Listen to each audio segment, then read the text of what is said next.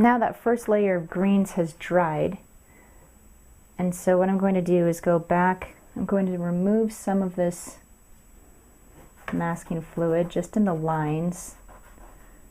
And you can see how it gives me these really bright white lines. I don't want that everywhere.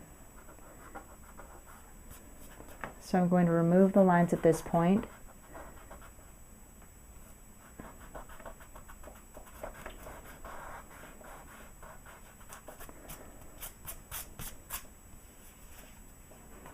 I'm keeping the white waterfalls and I'm keeping the yellow flowers protected.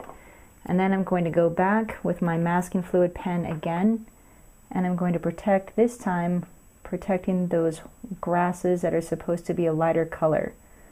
So if you look at your reference material, you can see these nice bright greens standing out, and they're really vivid because they're so much lighter.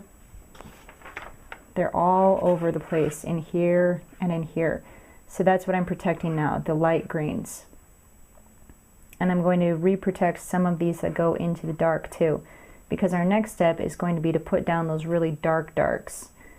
So I need to protect some of these little shapes in here and all of these lines, all of them that I want to see, that is.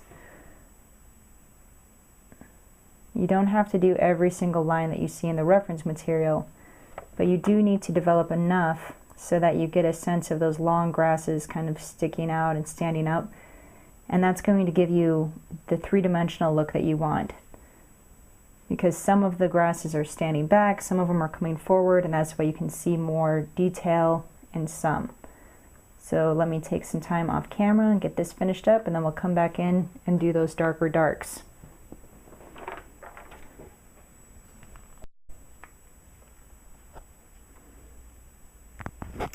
Okie dokie, I have now protected the white areas and the light yellows with some Frisket or masking fluid. So now we're going to get started. When you paint, you want to paint from the top down. So what I'm going to do is I'm going to start with these bright vivid greens, and we're going to start with the light green color, and then we're going to re-protect some of those lines with more masking fluid so that they won't be bright white standing out against the rest of the green, but they'll be a lighter yellow standing out. Okay, so let's go ahead and get that started here. I'm just going to make this as easy as possible. So I'm going to start with just painting some water, clean water on that green area. In both of these sides. And now I want to really get some vivid greens in place.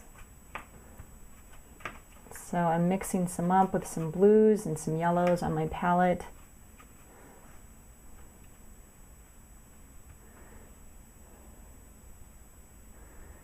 And then I'm not wiping the color down, I'm kind of blotting it down.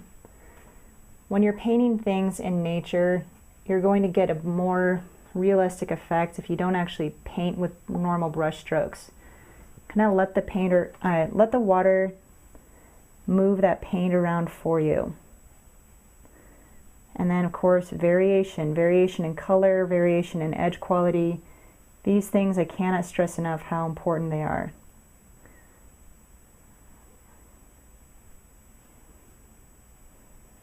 Coming down.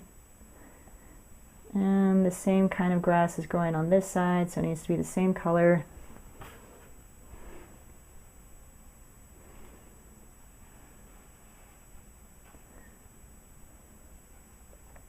Got a little patch of it here.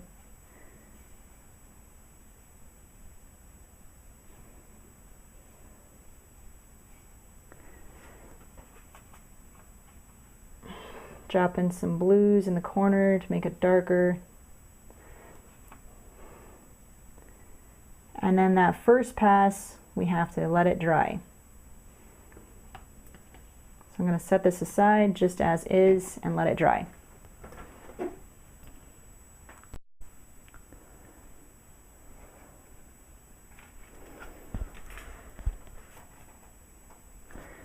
Now I've cleaned up the features of my picture about as well as I need to. But there are some things that I want to protect with masking fluid. These yellow flowers in the midst of these dark, dark greens, and then some of the highlights of the water that's close to the darks. Wherever you have a really strong contrast, you might want to consider masking. So if the contrast is a really, really sharp line, use masking fluid. Otherwise, you might be able to get away with, just little pieces of paper or tape. There's one more thing too. The way that these pieces of grass go into the water, they cause these lines of really sharp contrast around there too. So before I start painting, I'm going to protect some of those little lines. I'm using a masking pen.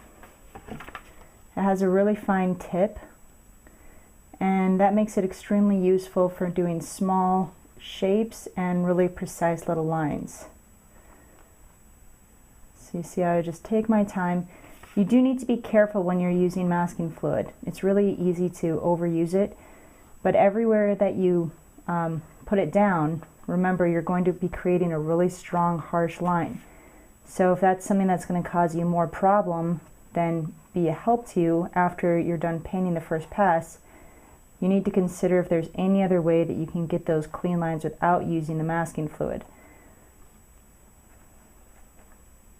Sometimes it just causes more problem than it solves, because then you remove it, you have these really, really sharp lines of contrast where you don't need them to be that sharp. Then you have to spend a lot of time softening the lines back down again. But let me go ahead and protect in those few areas that I showed you, and then I'm going to let it dry. It only takes a few minutes, and I'll come back and we'll be ready to start applying paint.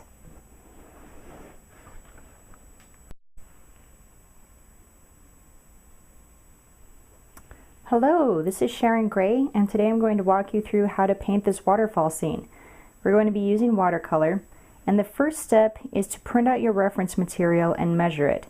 Measure the length and the width, and then mark down some even increments to make a grid on the outside of your page.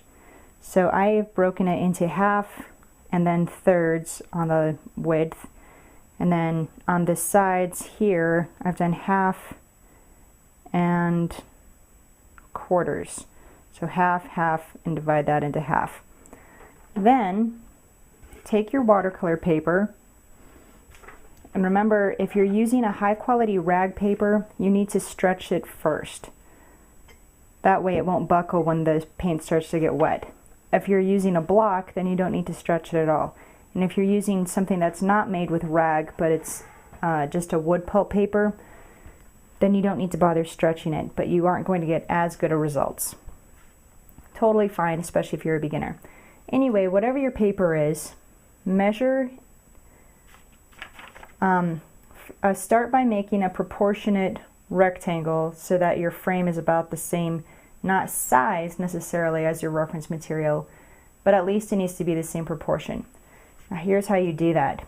You measure the length. I have it written down here as 6 inches. Then you measure the height, which is 8.25 inches, and then you set up an equation. So 8.25 over 6, that's length over width. Set that equal to the size that you're going to make your paper. I measured, and the largest length that I could make on my paper was 9.5 inches. So on the length, I made that equal to 9.5 inches, and I don't know what my width is going to be yet, so I set that just as X. Then you cross multiply 6 times 9.25 and set it equal to 8.25 times X. Divide out the 8.25 by both sides, and you wind up with 6.9 as your missing length. So I know that it seems a little bit fussy, but this is the only way that you can get an exact proportion. If you don't need your final painting to look exactly like the reference material and it doesn't matter to you, you don't need to fuss around with this, and you can just eyeball making it a rectangle that is about this same proportion. If you want it to be precise though, and it's going to help you for more complicated pieces in the future, then you should set up that grid system. Once you have a proportional rectangle on your drawing paper, make the same grid marks around the outside there as you did on your reference material. And that way, when it comes time to start drawing, which is the stage that we're at now,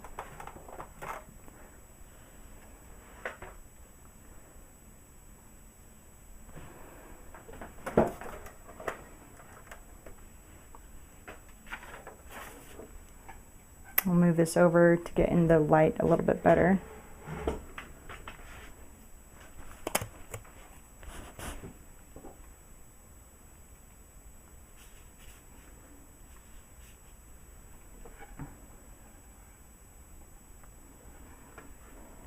Okay.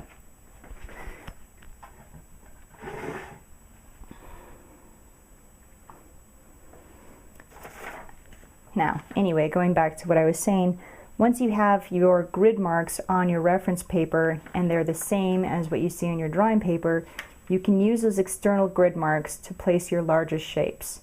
And you're going to have a lot more accuracy and it's going to go a lot faster. So here, watch what I mean.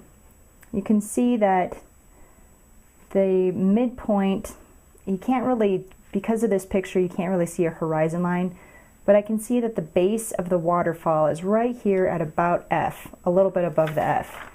So I can just go to my paper, mark off a light line a little bit above the F, a little bit above the F, and that's going to be the bottom of my waterfall. So here I have placed the bottom of my waterfall. This first rock is going to jut in right between the E and the F and right above the G mark on this vertical axis. So I can mark those off on my G and my EF and make those same marks again. And then to see how far in it goes, use your other axis. So it goes in right about to the 2. See if I can draw that invisible line all the way down. It's a little bit past the 2. And if you need more precision, use a triangle and you can line up exactly where it should match. So here's the point of the rock.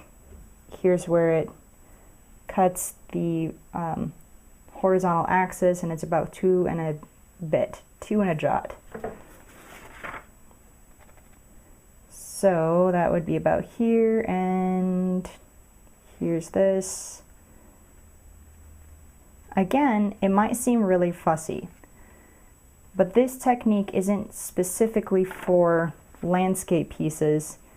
It's going to be especially helpful for pieces that have a lot more perspective and details that it's important that you get right, like if you're drawing a face. So here I'm just going back and forth, getting my large shapes sketched in,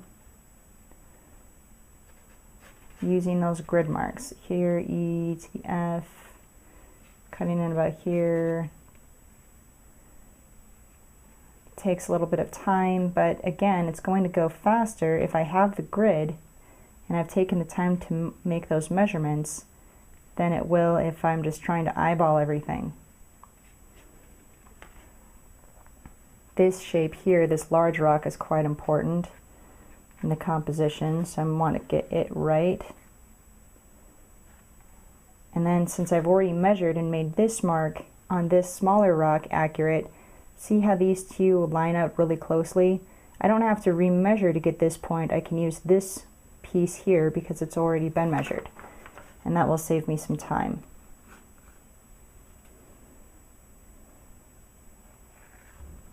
Okay, so you see how the process works. It's really important, obviously, that you have the same grids from reference material to drawing paper. Otherwise, you can't use this system. So make sure that you've divided them into the same number of increments. And to begin with, I keep my lines really choppy and loose and easy to erase. And then, once I'm more satisfied with these lines, I can start to refine and polish them up.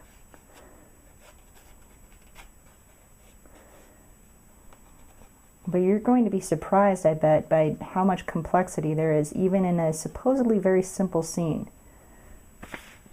And the grid is really going to help you to get these rocks in the right place, get the waterfall moving in the right direction, and with all the shapes correct, so on and so forth. So do take your time. I'm going to take a little bit of time here off camera and polish this up. It's just the same process, except now what I need to do is get a kneaded eraser,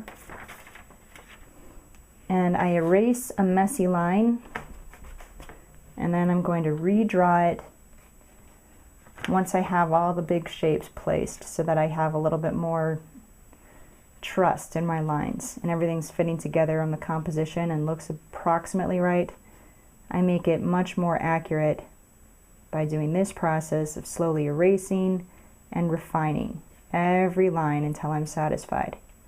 So let me come back to you when I've done that. I've got all the rocks in place where I want them to be, and the clumps of grass and all that, and then I'll show you how to get started on the painting.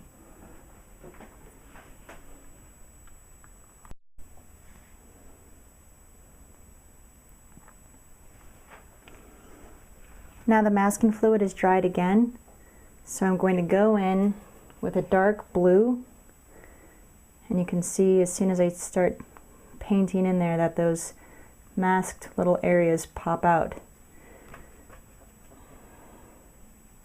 I'm going to vary up the color a little bit though, of course, because you always want to vary up your color. So I'll make just a slightly darker green for some of these other areas up here. Wash around like this. Doodly doo doob. It needs to be dark enough so that your masked edges will pop out, but you still want there to be a nice variation, and you don't want to lose all of those other greens that you put down initially. So don't go too dark, at least not everywhere. Looking good, looking good. And the blues are going to look really good. So I'll wash over with some more blues over here and back there.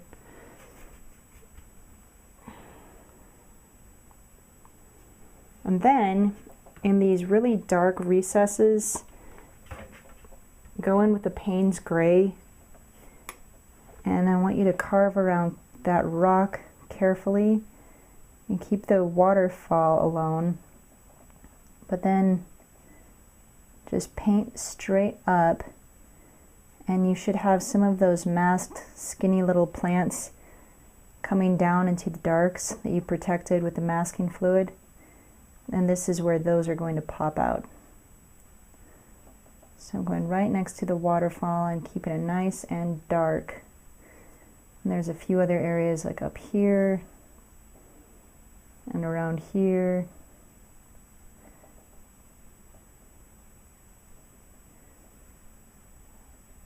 And if I want some darks to go into the plants a little bit more, that's going to help those other little leaves to pop forward, and it's also going to make it look a little bit more three-dimensional. Like all of this is the dark color behind the plants.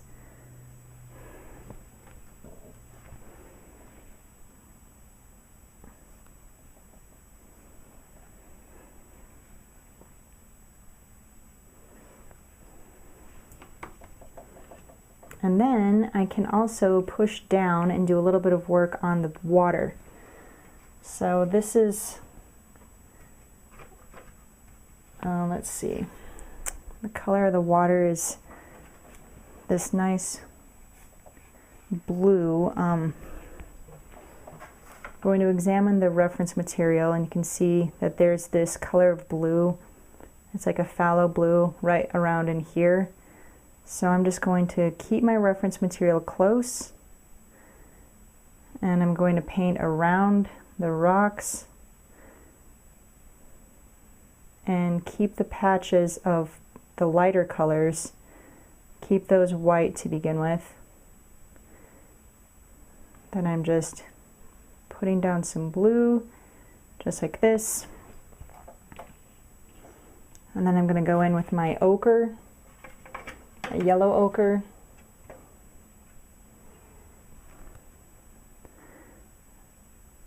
And put that down carefully as well. Now you don't want those to mix together and make green, so you have to be very, very careful. You don't want the two of them to touch. In fact, if you want, you can either wait and not put the yellow in until the blue has dried completely, and that will work also.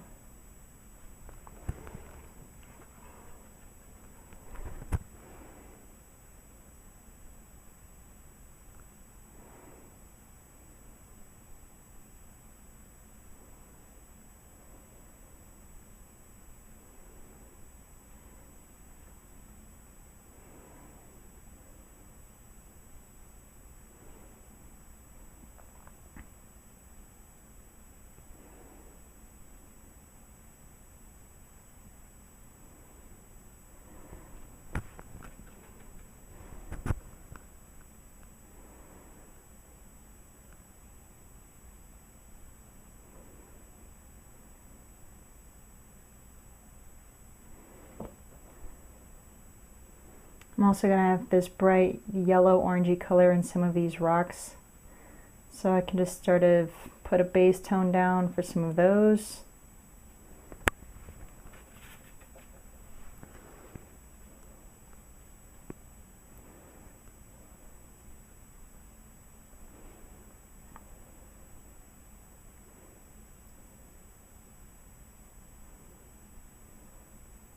I'm just using the reference material and painting in patches.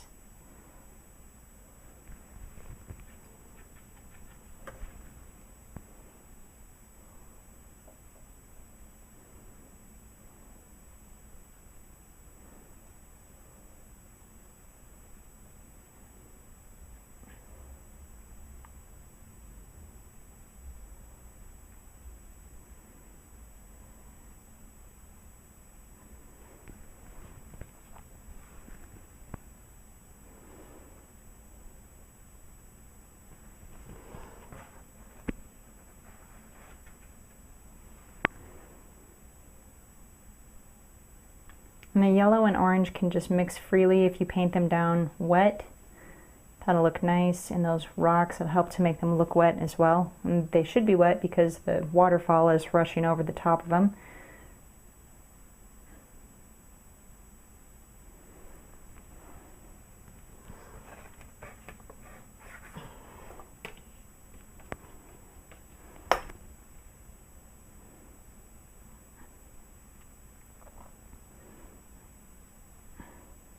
And then I'm going over with some just clean water and washing across just a little bit to soften up some of those edges. So it looks really patchy, and that's the look that I want, and yet I also want it to look a little bit more fluid at this point. So I'm re-wetting some of these rocks, and I'm mixing in with another color and letting that mix together on the page.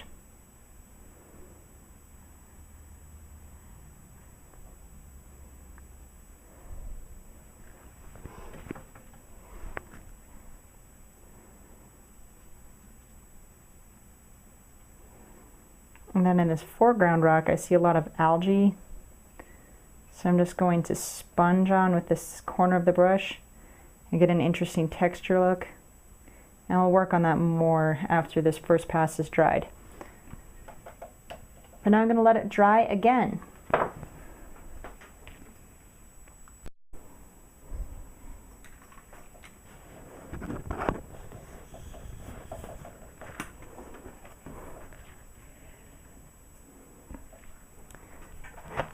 Okay, waterfall painting. We're going to do some work down here and in the water itself. So let's start by taking off our masking fluid. I'm going to do that using a rubber cement eraser. You can also use your finger. But see how it helps those light grasses to just pop out.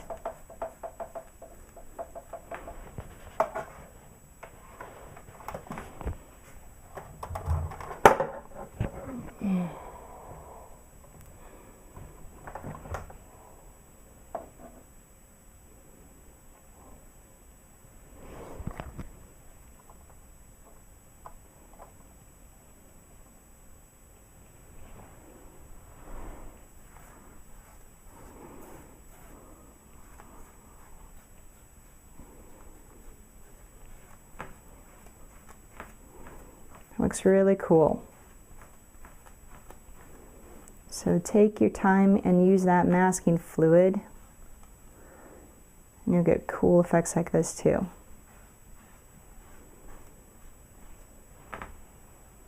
The rest that's right over here I'm going to keep until that water is all painted.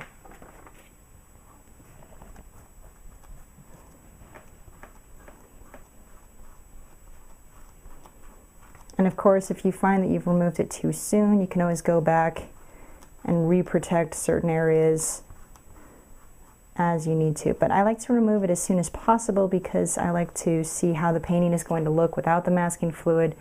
Otherwise, sometimes you're in for a nasty surprise. So, in we go to paint some of these rocks. I'm just going to use some darks, browns, blues, mix them up. Drop down some rocks. And there's one there. There's some darkness to this one up here and up there.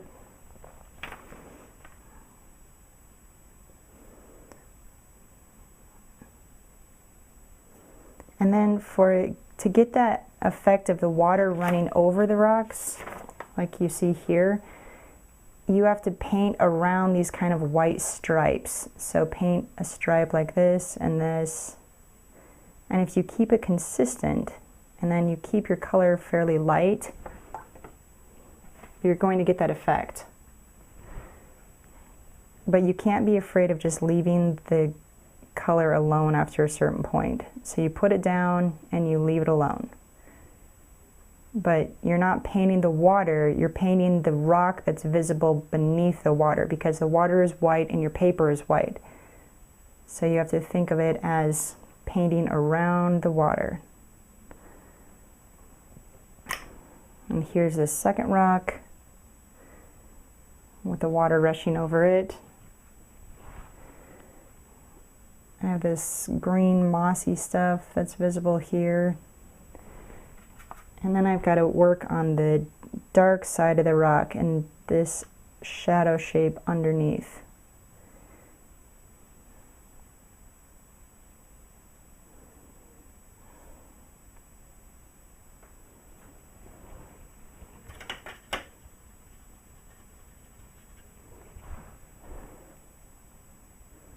Right in here.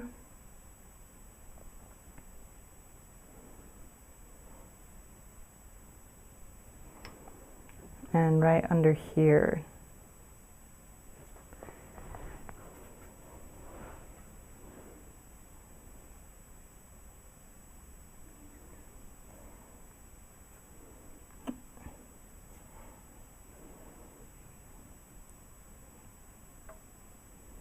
So I've got the base tone painted on these rocks, and now I'm just adding some darks.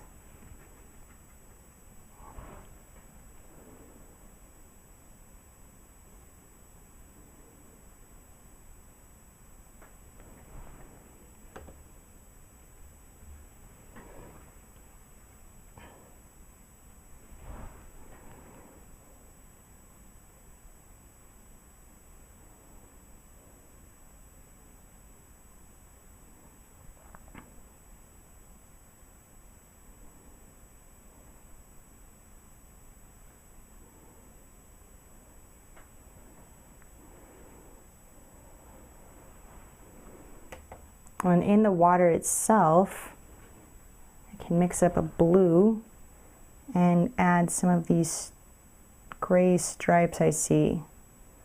So I'm going to see quite a bit of them at the base of the waterfall, and then they sort of clean up. So cluster them at the bottom and then stripe them up. And then you can focus them at the top under here as well.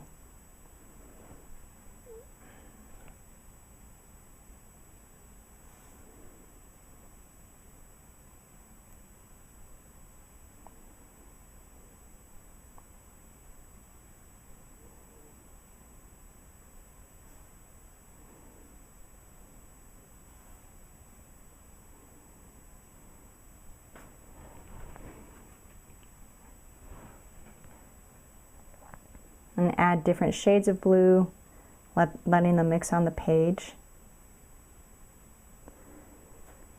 And then I can go over the top with some clean water and soften out some of those edges so it doesn't look too stripy. So I just kind of want to build a sense of water. Don't go over all of your highlights because you want some of them to pop out, but other times you need to keep it a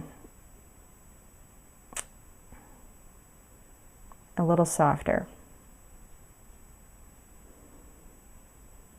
So don't go over all of your lines, but wash over some of them to soften it up.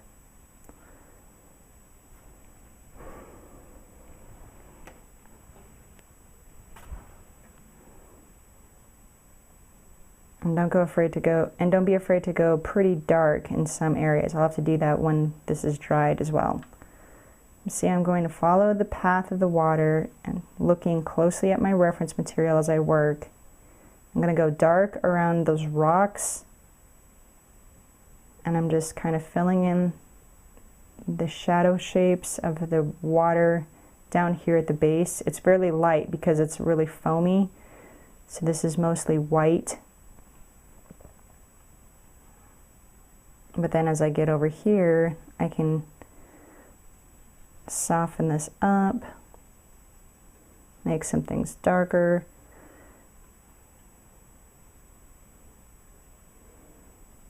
Go over the waterfall here in the distance. It's just a little one.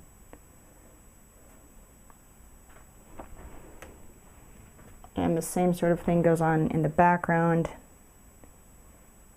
You just have to be aware of the rocks and that the water is flowing over them to give you that look of the waterfall actually moving over the rocks. So they have to make sense with each other. The water is going to change as it moves over the surface of the rocks. The rocks are going to be a little bit more visible in places and invisible in others. And I'm going right up to these weeds that I saved with masking fluid, and I'm using my blue colors in there, and then when I remove that, the masking fluid is going to let some of these weeds just pop out, and it's going to look more realistic. So I'm just going to do some of this work off camera. I'm taking my time, and I'm going to go from area of water to area of water and darken up the rocks and some of these shapes that I see, just really closely looking at the reference material. So there's nothing too tricky about it. It's just a matter of taking your time and adding these little details, these little lines of the water moving.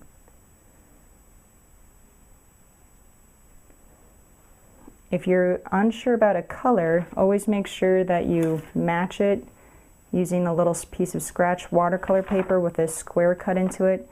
You can mix up what you think is right and then put it right over the top and match it for color to make your adjustments before you ever put the paint on the paper, and that will help you to make it accurate.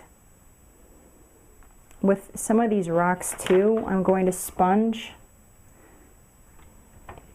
This is just a watercolory sponge.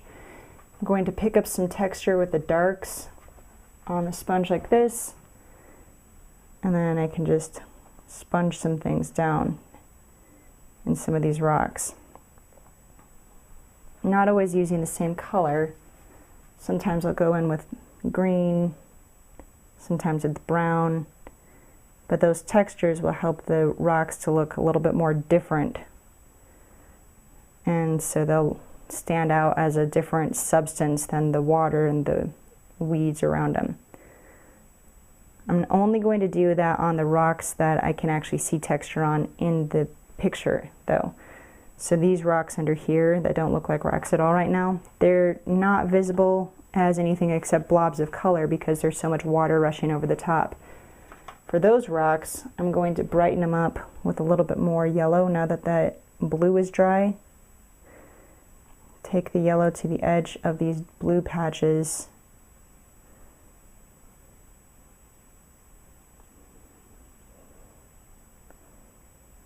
And then I'll let that dry and then go around it again with more blue. But so this is the base tone of the pattern of the colors that I see under the water. I'm just getting them down as those colorful patches right now, and then in subsequent stages I will go in and add more detail that will help it to look more like water rushing over rocks. Right now it doesn't.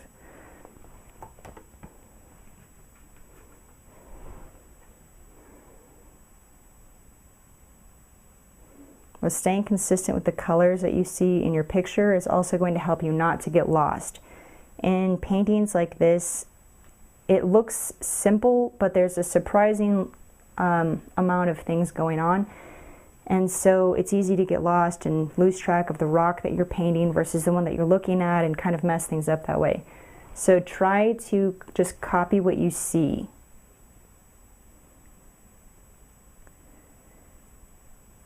I'm going to push this forward a little bit more off camera, and I'll come back when it's time to remove the rest of the masking fluid and do the final details.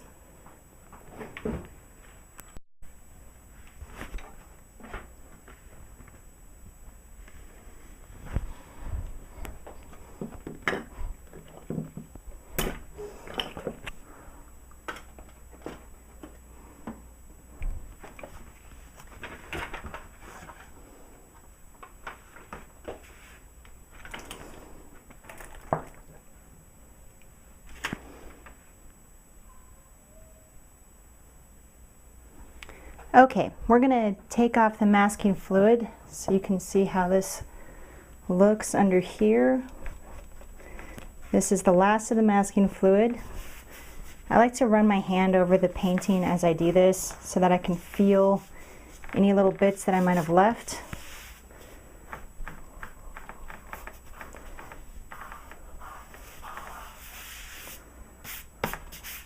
Okay, then I'm going to go in and I'm going to work on this rock in the foreground a little bit more. Let's push it up here. Keep your reference material close, and I have this interesting mossy green color. I'm going to put that down in patches. Mixing in with some yellow.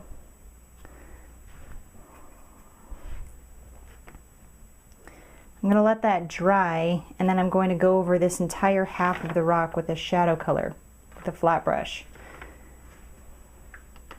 So it works best to make large shapes out of washes of color and then just leave them alone and see what happens when they dry. Trying to nitpick over little details doesn't tend to work as well. So you need to find a balance between working on the smallest details after you've gotten the large shapes in place and making a piece that's too detail oriented. You want a little, but you don't want too much. And that's something that you'll just come to learn with experience. I know it doesn't sound very helpful, but I promise you, with time and practice, you'll come to understand when you've put enough work into a piece and when you should have pushed it a little bit farther, and of course when you've overworked it. So that's the worst of all, because there's no fixing a piece that you've overworked. You can't go back. That's why it's better to err on the side of less detail.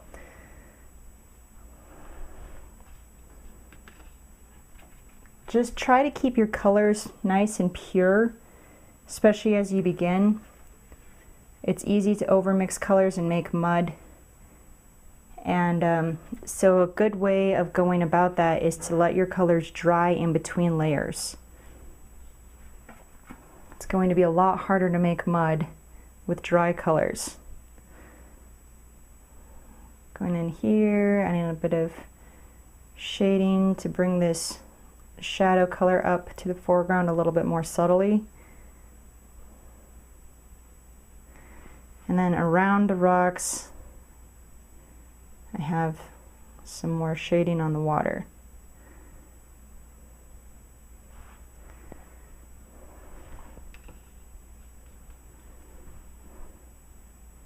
Then I'm going to go back with some clean water on my brush, brush out the tip of some of those shapes, and that will give me lost edges.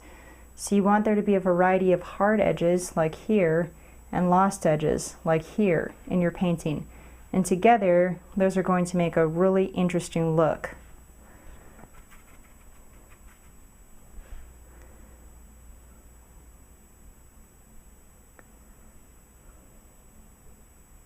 This is dark rock.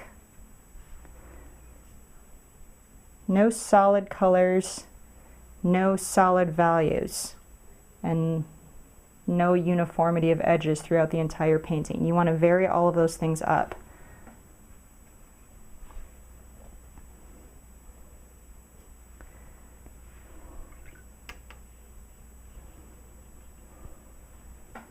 Then you're going to strengthen your piece a lot after it's dried by going over, looking for those large shadow shapes that fall over your smaller shapes that you've already done. So for instance, on this rock, this part of it is all in shadow. I'm going to wash over in one big piece a shadow color, and that's going to unify the shape, it's going to strengthen it, and it's going to add realism and make it stronger.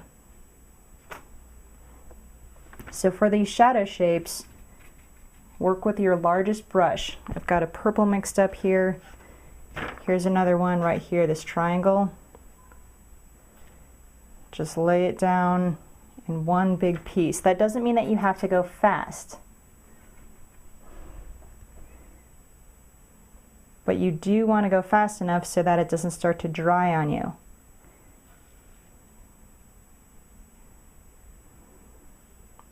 One big piece.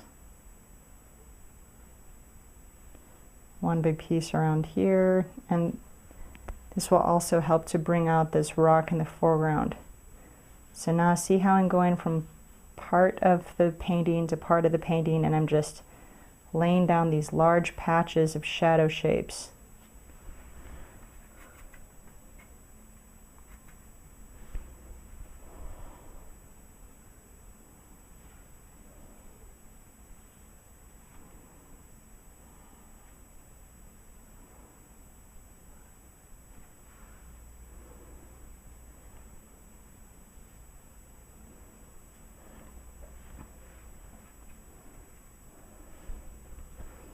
There's a lot of darks, especially in the foreground here, but be very careful that you don't wash over all of your lights. You've worked really hard to preserve those whites. You want to preserve the textures in those rocks. So don't wash over everything and make it all too dull.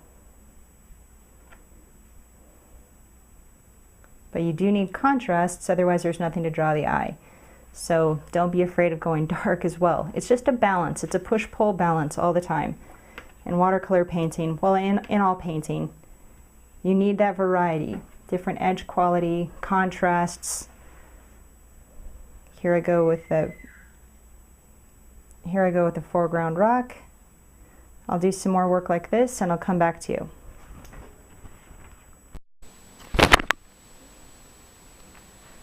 Okay, I pushed it forward a little bit more, and I think that I'm satisfied with this. Obviously, you can push it forward as much as you want, and you can get a higher level of realism. But what I like about it at the current level is that there are areas that are high detail, and there are areas like over here that are more suggestive, and altogether it pulls together to have a nice balanced piece. Now this rock in the foreground is the one questionable part. It got muddy and it got dark, and on its own maybe it's not that distracting, but if you look at the reference material and then you look at my rock, you can see how much darker that one got. So I'm going to show you what you can do. I have a product here called Aqua Cover liquid watercolor paper. It's a lot like whiteout for watercolor painting, and it's formulated to be the exact same color as natural white Arches paper, which is what I'm working on. So what I can do then is over the top here, I can bring out some of these highlights again, just looking at my reference material and trying to copy the shapes that I see. Now, the downside of doing this is that it's going to have a chalky appearance. It's not going to look like pure transparent watercolor anymore.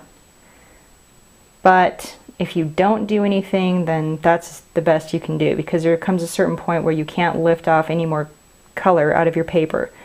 And I have reached that point. So, if you want to bring a white back out, I recommend the Watercolor Aqua cover. I'll do a little bit on this side too.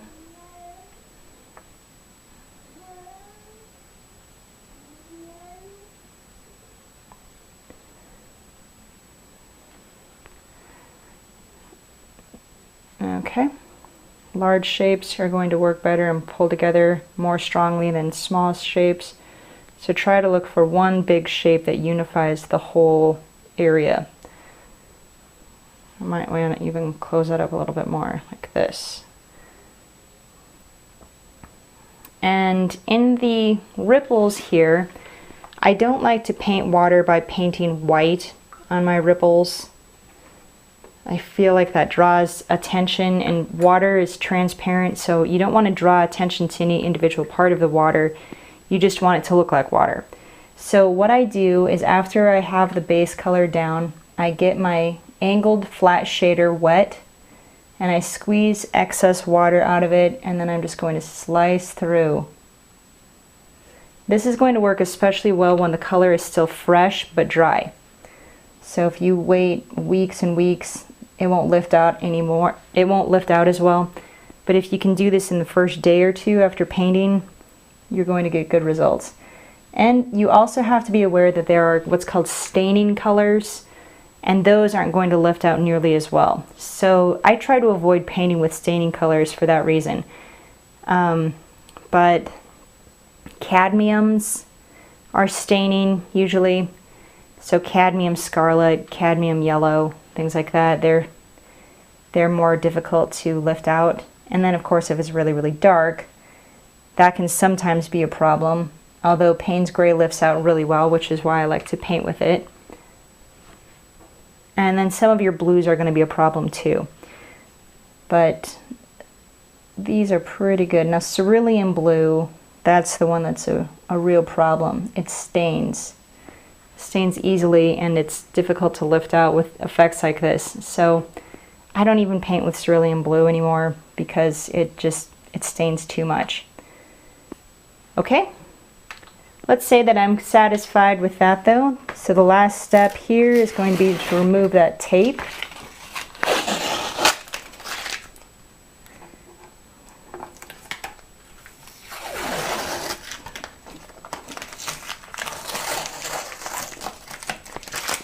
And then, if you have stapled your paper down to a board,